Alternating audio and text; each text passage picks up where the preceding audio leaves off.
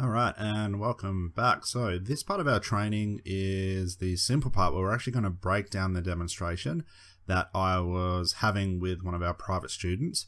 I want to break it down into two parts, which would be how to essentially do the technique, but how can we start to add some sort of hypnotic therapy or a therapeutic outcome to the actual technique, and how to round it off so it's a inbuilt therapy interaction that you can have with this style of hypnosis.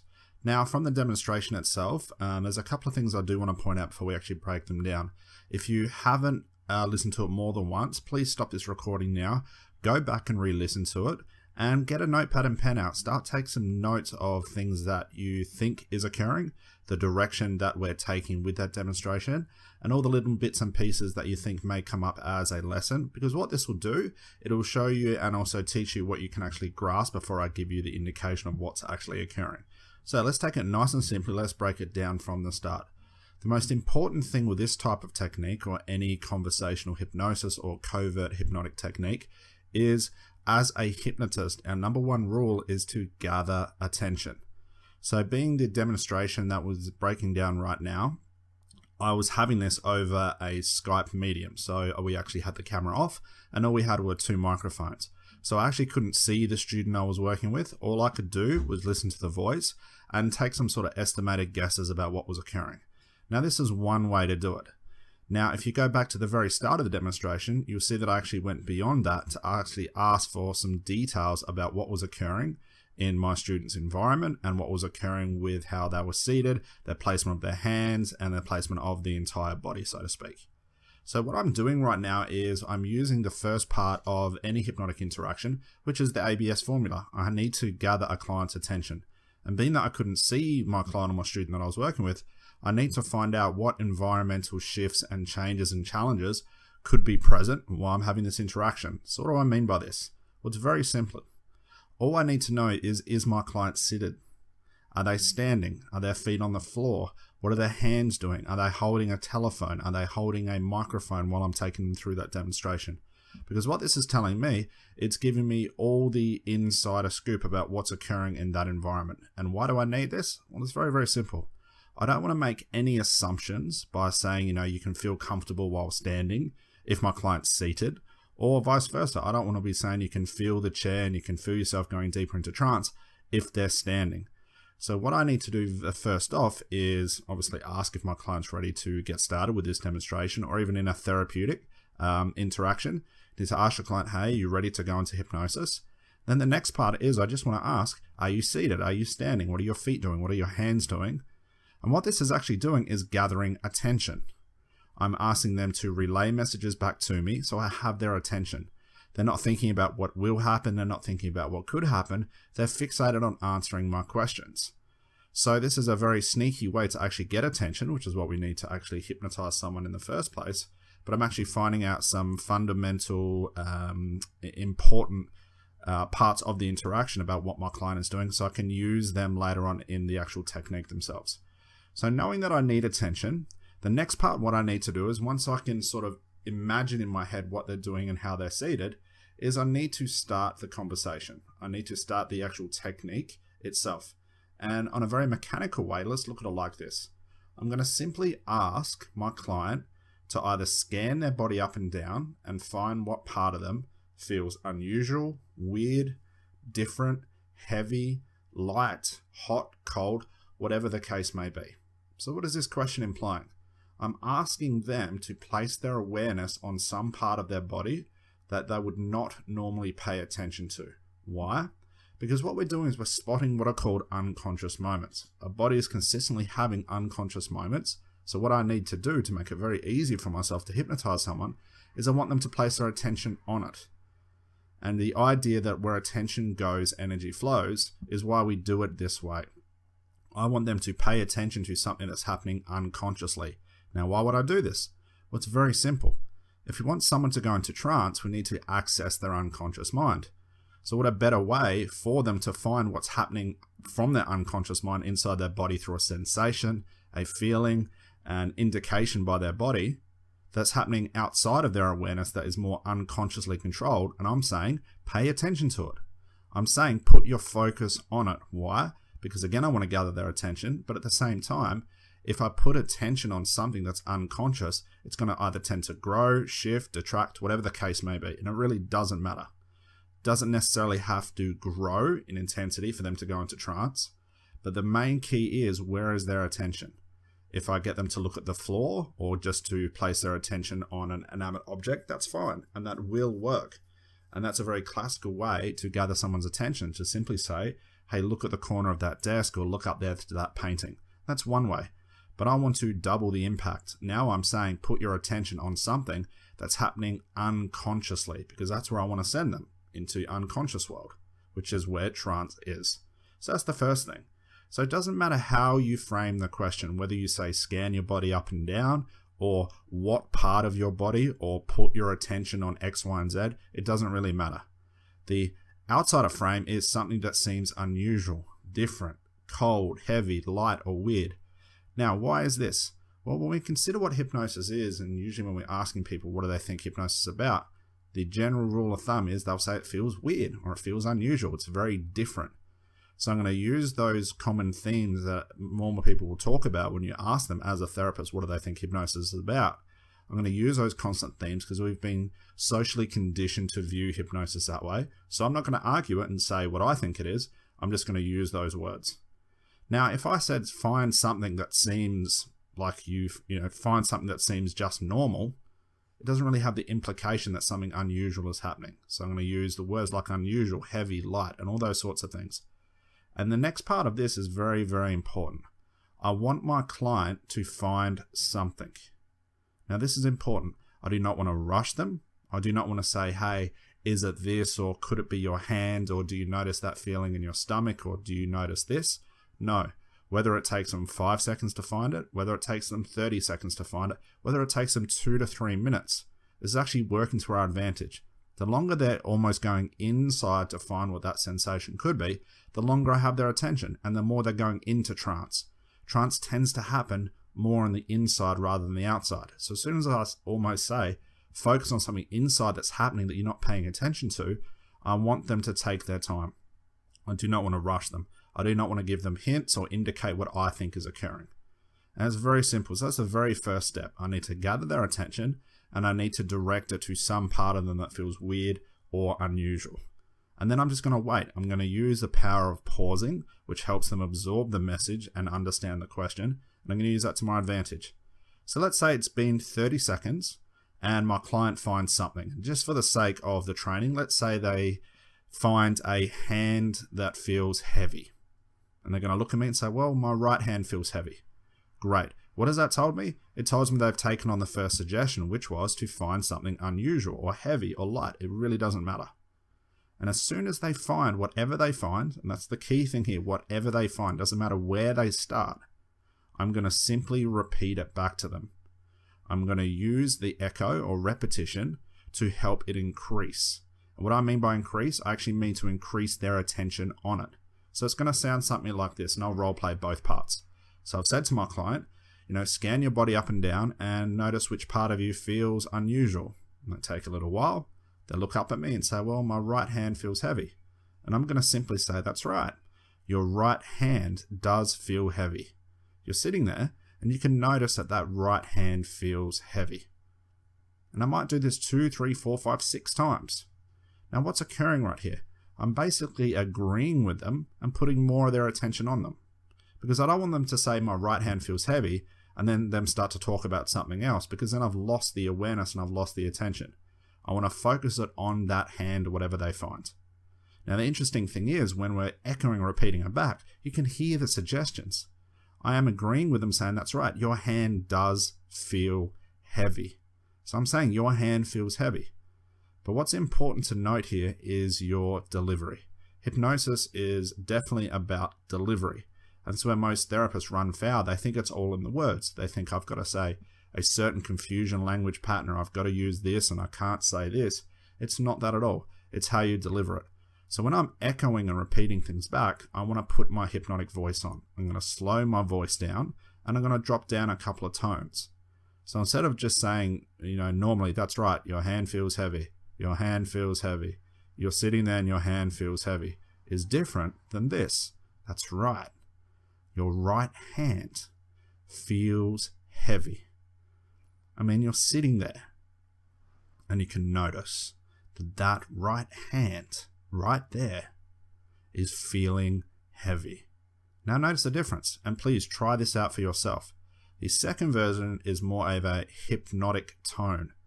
So when I'm presenting an echo or repetition back, I'm doing it in such a way to subcommunicate, go into trance. So when we're talking like we're going into trance, unconsciously they should follow along with us, and this just adds to the impact of this technique. So I'm not only getting them to find this unconscious moment that is driven by the unconscious mind, I'm repeating it back to them in a hypnotic way. So I've actually done two things. I've almost killed two birds with one stone, so to speak. And it's very, very simple at that point. I'm going to put their attention on it. Once they find it, I'm going to repeat it back. Understanding the words mean nothing. It doesn't matter where you say that's right, your right hand feels heavy, or you just look at them and just go, wow, right hand feeling heavy. It really doesn't matter. It's all about delivery. Now, that's the second part. So what have we got so far? We put their attention on something. They found that unconscious moment. Now I have delivered the echo back to them in a hypnotic way. And it's very simple from there. Once I've echoed things back, the next step, or third step, is to just pause. Be silent and let them feel what's happening with that hand. It's very simple. Whether you give them 5 seconds, 10 seconds, 20 seconds, 30 seconds, it really doesn't matter. And that's important. Your pause right here is of great importance. Why? Because if I'm rushing things through, yes, they'll notice that hand feeling heavy, but they won't really absorb it. And I'm all about them absorbing it. So I get to say less and they get more of an experience. It's almost like that salesman who oversells the sale. Once you're ready to buy, he just keeps on talking and it ruins things. It's the same thing with hypnosis. So once I've let them sit there, you'll probably notice that they're drifting into themselves, and sometimes clients even look at the part of their body they're noticing. And then I'm just going to get some feedback. That's the fourth step. The feedback will sound something like this. So you're sitting there, and what's happening with that right hand right now? I'm going to let them think about it. And then more often than not, let's just for the role play, they turn around and say, well, it's starting to feel even heavier now. So what have I done? I've basically started from step 1 again. But instead of saying, find something unusual, they've already found it, and I'm just starting from the first step. I'm asking them to start again. I'm asking them to put their attention on the hand again and tell me what's happening to it. And what they've given me is it feels even more heavy. So what I'm going to do is just repeat it back. And I'm just going to sound like this. That's right. So you're sitting there, and that right hand is feeling even more heavy. Wow. Because I know it was feeling heavy before, but you're noticing now that that right hand is feeling even heavier than what it started. And it's very simple. So I'm going to do this 3 or 4 or 5, maybe 6 times. Why? Because I want them to absorb that unconscious moment. I either want it to grow, or I want it to shift, or I want it to go from heaviness to tingling, from tingling to a different temperature. Maybe it even goes from heavy to something feeling really light, as you noticed in the demo. And as you noticed in the demo, the hand started to lift, and it was very simple. I wasn't telling my student to lift that hand. Your hand will lift unconsciously. No. My student told me that's what it was feeling, so I went with it. I'm utilizing everything my client gives me. Now, whether it goes from heavy to light to tingly to light to cold, it really doesn't matter. I'm just going to follow that unconscious moment and repeat it back. I'm just using that echo effect. So it's very simple from this point. So let's say I've done this for argument's sake 3 or 4 times. I now need to keep the conversation going. And it will start to get a little bit repetitive if all we do is just echo things back. So I'm going to change things up a little bit. I want to introduce you to now how we can continue this conversation that'll not only make that unconscious moment grow, shift, or create more of it, but adds more of a conversational feel to it, because that's what this is all about. We're learning how to use conversation and hypnosis in the one interaction. So I want to introduce you to something we call open questions and closed questions.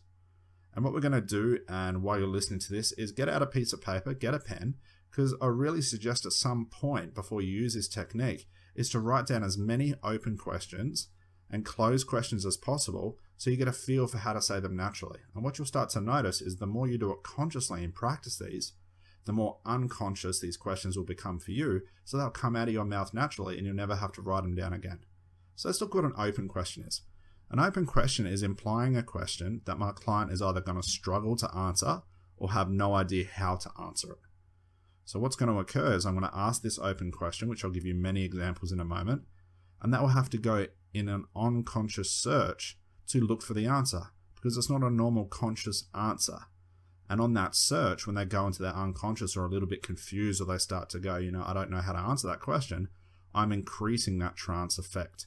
But as soon as they can answer it consciously, I've almost broken that unconsciousness that's beginning to happen. So if you look at an open question is, more of a question mark type response where I don't know or they struggle to answer it. A closed question should mean it's either going to be a yes or a no. So let's get examples of both in 2 columns, if you will. And then I'll show you that it really doesn't matter whether you ask an open or closed question. There's no set format to this, and no question is better than the next. The implication to asking this question is to keep the conversation going. That's the only reason for these questions. So an open question, some very simple ones. Let's write these down together. Things like, how do you do that? So think about that. Let's imagine yourself, you're listening to this and your right hand was feeling really heavy right now. And myself as a therapist looked at you and said, how do you do that? Little cheeky voice, little cheeky grin, like, wow, I'm really curious, how do you do that? It's almost impossible for someone to tell you how they make their hands heavy, or how they make it light, or how they make it go from hot to cold or feel tingly. Why? Because you can't do it consciously. You can't think to your hand, get hot, get cold, lift now. You can definitely lift it consciously if it was feeling light, but I want it to lift unconsciously so you have no control over it. This adds to the experience of the trance itself. So the first one, how do you do that? The next one could be, I wonder what will happen next. Think about that. That's almost a question you really could not answer. Another one on that topic of the I wonder strategy could be, I wonder why it started in the right hand and not the left hand. So I wonder why it started in that hand right there and not your feet. So again, it's almost like a shrug of the shoulders. There's impossible ways, there's no way possible that a client could answer that question. And that's the whole purpose of this, is to give them questions that they struggle to answer. So they almost need to go on that unconscious search to find out what the hell is going on. And this is adding to that trance experience. The next one could be, what else is happening? So you're sitting there, the right hand's feeling heavy. So what else is occurring? Now you might be saying, well, they're going to tell me another body part or another unconscious moment. That is exactly what I want them to do. But it's going to take a little bit of time for them to scan their body and find what else is happening. And it's that in between is what I'm after.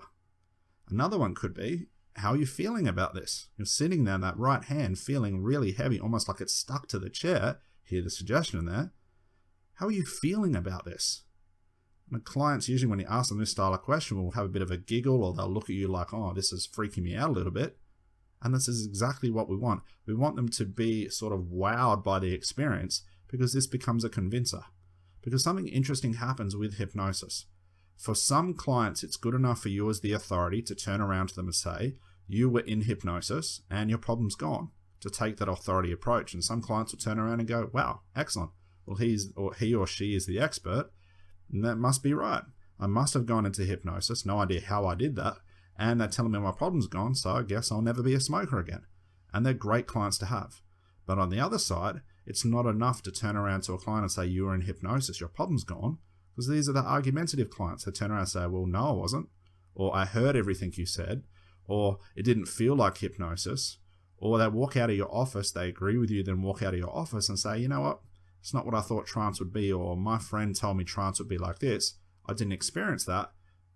It didn't happen. It must mean if hypnosis didn't happen, it must mean my problem is still there. And they hypnotize themselves to believe in the problem again, and the problem is waiting there right for them. So what we're doing with these open and closed questions and this strategy, this working with unconscious moments, is showing them. We are showing them the power of hypnosis. We are showing them. We want them to feel hypnosis, because you can't detract from your own experience. You can tell somebody about it. You can hear somebody tell you about it. But if you're experiencing it in yourself, it's very hard to argue that point. You know, if you look at in the long version of this, there's always going to be that client that still doubts this. Okay, there's never 100%, but we're stacking the deck in our favor. So to get back to the open questions, we had how are you feeling about this? And again, we just wait for a response. Or we simply ask what's happening now. Now, it can be very ambiguous at this point. I'm not saying what's happening now with that hand. I'm just going to say what's happening now. Why? Because if they don't answer with the hand and they say, well, you know what? My hand was feeling this, but now my whole body is feeling tingly. They've given me another starting point for me to go back to start, which is repetition and starting these questions and echoing things back. So we're always constantly looping around and around the same steps over and over. The last one that just for the sake of making a list could be, do you think it'll grow? Do you think that hand feeling tingly or that hand feeling heavy will grow into more? Now that almost gives us a yes or no answer, but it's that strategy inside of their head where they have to decipher an answer that I'm interested in. So now let's look at closed questions. Closed questions are more yes and no. So the very simple closed questions are, did you know that that was going to happen? And they're going to say yes or no. Another one could be, does this normally happen? They're going to give us a yes or a no. Can you teach me how you do this? And a favorite one of mine. Now they're going to be looking for a strategy. If they say yes, they're normally going to give me a strategy, which is fine. Or did you choose that to happen? Did you choose that right hand to feel heavy and leave the left hand alone?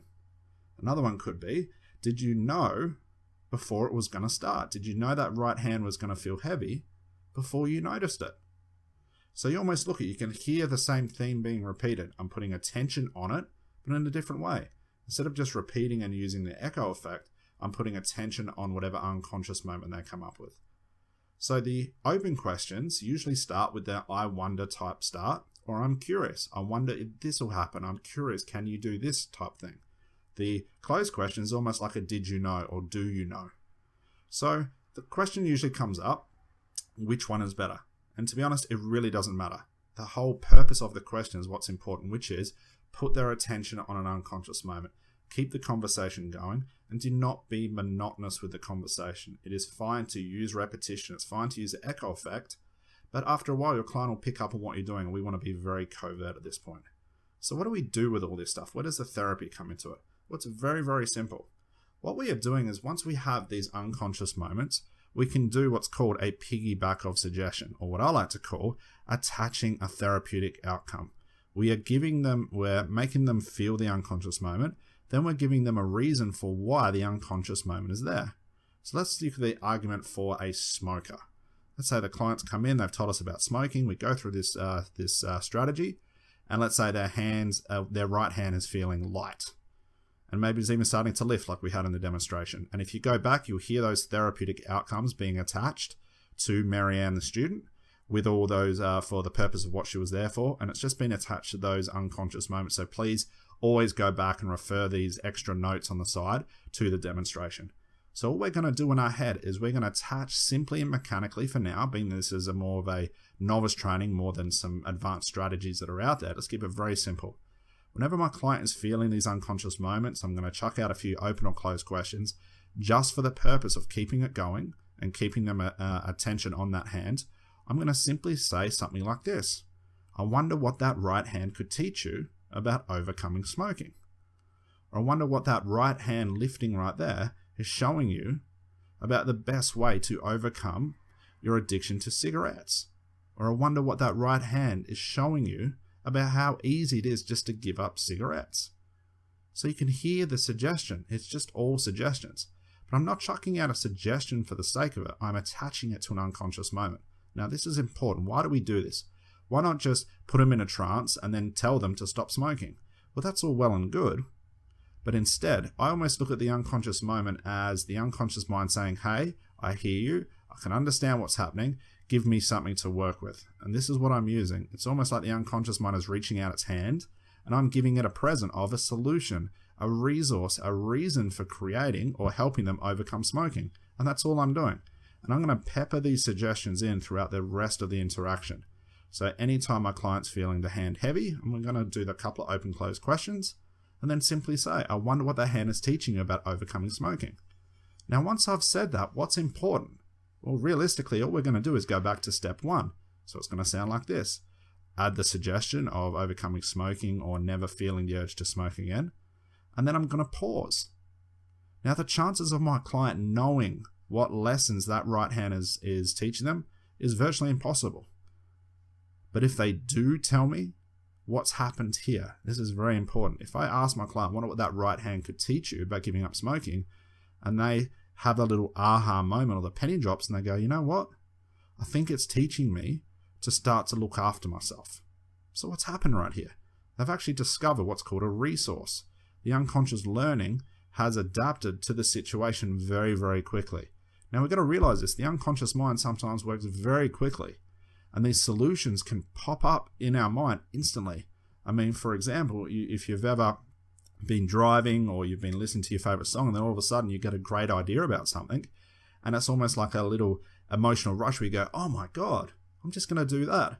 Now it's curious to wonder where that thought came from. Well, that thought actually came from your own unconscious mind. And it's the same thing here. But we've got more reason and more chance of it happening because we're putting them into an unconscious state that if they have these aha moments, the conscious mind doesn't say, no, that won't happen, or that won't work, or I've tried this before, I've failed there before, this will never work. Why? Because the more in trance they're going, the less chances of that conscious mind butting in, and that's what's important. So let's get back to it. Let's start from the start. Put our client's attention on something, as you'll notice in the situation with Marianne. I sort of focus on something. As her hand started to lift, we got some pretty cool unconscious processes. We call that hypnotic phenomena. So the hand's lifting, or it's getting stuck, or it's feeling unusual, is what we call hypnotic phenomena. Then I'm attaching resources or solutions to what that hand could teach. Now what's important, they're ambiguous suggestions. I'm not telling her that this is how you will overcome smoking. That hand is teaching you this. That foot is teaching you this. This feeling is teaching you this. No. I'm offering, it's almost like I'm wondering out loud. I'm saying, I wonder what that hand could teach you about overcoming smoking. Because it'd be interesting that a hand right there could teach you something about finding the easiest way to quit smoking. Now you can hear the suggestion. I'm saying find the easiest way to quit smoking. Do this, do that. And that is what's important. So putting that all together is the entire strategy. And what I suggest you do is keep listening back to the demonstration. It doesn't have to be for the reason that demonstration was for. This can be used for a wide variety and a scope for hypnosis. And what's important to realize is that you've got the same mechanics for any type of problem that a client may have. Whether it's smoking, it's weight loss, it's anxiety, it really doesn't matter. And that's what's important about this strategy. It's very versatile. And the great thing about it, it can be added to things like storytelling. It can be added to any other type of method that you use as a therapist to give a client an experience. Now, this is the last point I want to make. What is this experience thing about? Well, it's what I touched on before. Clients need to feel or be shown that they're going into hypnosis. They need to be proven that something is occurring. Because it's inside that actual occurring of hypnosis that they'll start to believe that their problem is starting to detract. And that's what's super important. If the client feels or knows that their problem is starting to detract due to the experience that they're having and they're getting created for them, the law of association will click together. That the more they feel that unconscious moment, it must mean that the problem is starting to resolve itself. And the more we can keep them in trance, the more we can feed those unconscious moments, the more those resolutions, those aha moments, that penny will drop to the point where they have so many solutions they never have to deal with their problem again. So that's what that method's all about. So how do you practice this? How do you learn this thoroughly? Well, I suggest you go back, like I said, to the actual example itself. Keep replaying it and pick out the points. Am I saying this question? Am I using that question? Where am I echoing? Where's the voice shift? And this is important. And on top of that, to make it even easier for yourself, is you can play with the demonstration like this. Listen to the part of the demonstration, and just before I'm going to ask a question, pause it and think in your head, what would I ask at this point? Where would I go with that? How would I use that answer? How would I utilize that therapeutic approach? How would I change the therapeutic approach from this to weight loss or anxiety or confidence? How would I do all of this? And what this is going to do is start to create the mindset for you. So you're not just following what I'm saying, and you're not just following what is best on what you think is properly for you. You're starting to strategically think about what you could do in that situation, and that's what's important. So there you have it. That's how we start to use hypnotic phenomena. And the demonstration with this type of training is the most important. So follow those simple steps. You'll hear them all placed in that actual demonstration itself. Have fun with it, and then practice it to your heart's content and enjoy it. Get out there, use it with people, have some fun, and take that same approach. So thank you for joining us. I hope you enjoyed it.